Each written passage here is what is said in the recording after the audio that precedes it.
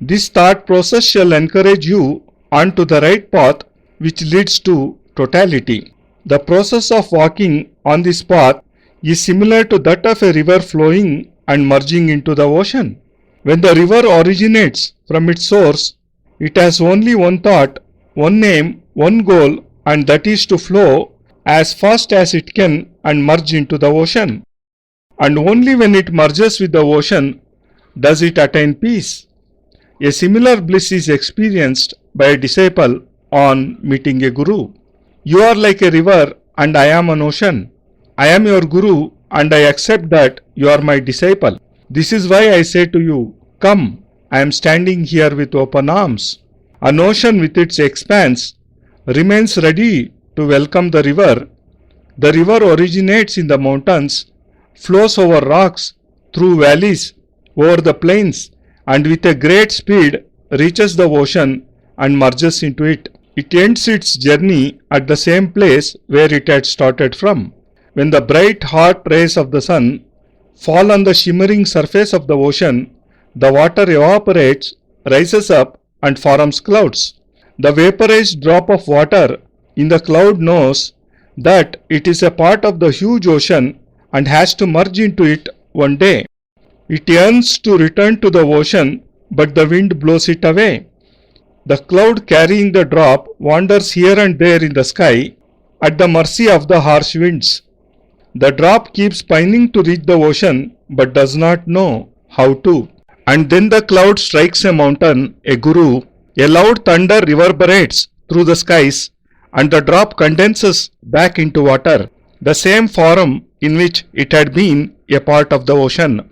On realizing its true form, the drop again remembers from where it had originated. It falls down as a raindrop and with other such drops forms rivers which flow towards the ocean. But the journey is very tedious. On the way are hundreds of obstacles and problems, hundreds of rocks and falls. But the drop does not stop because it knows what its goal is.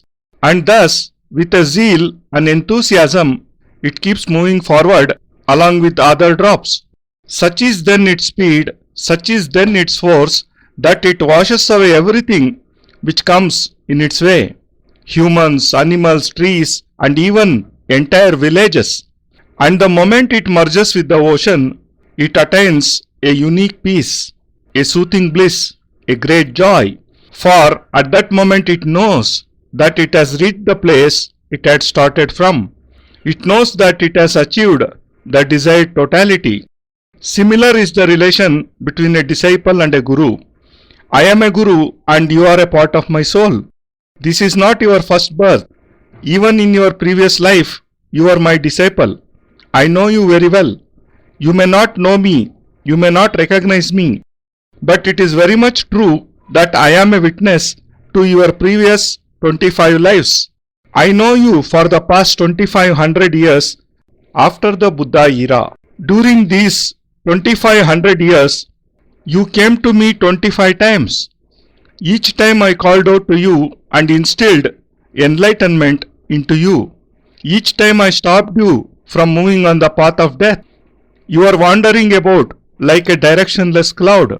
My aim was to give direction to your life. You have to collide with the Himalayas. I am here standing before you like a mountain, and when you collide with me, you shall become a drop.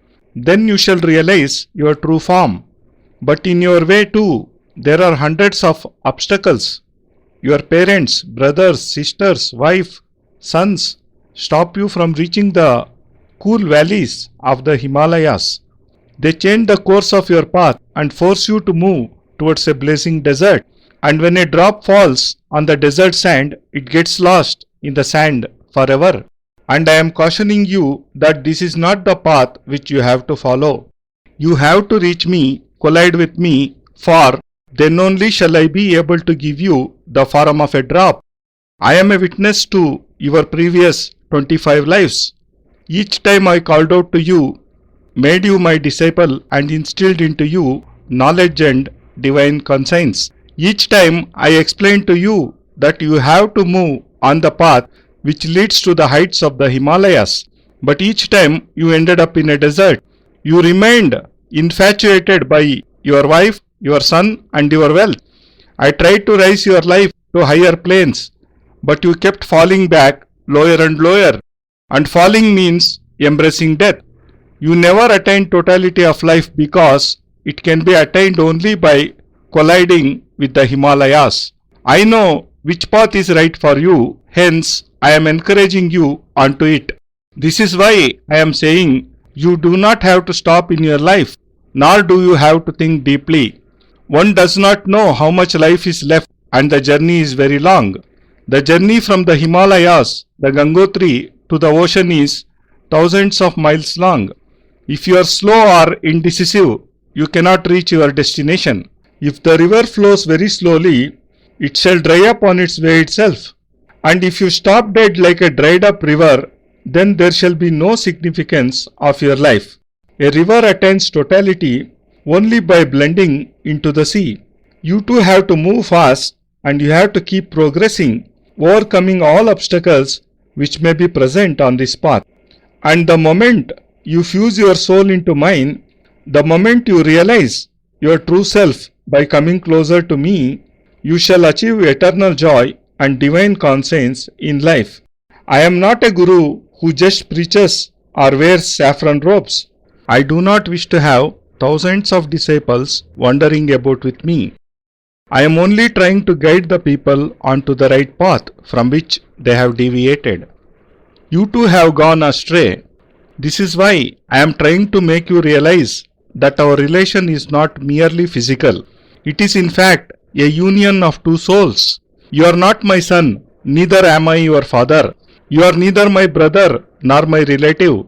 You are a part of my soul. You are a manifestation of my soul. And when I see you wandering about aimlessly towards a desert, I call out to you to tell you that this is not your path.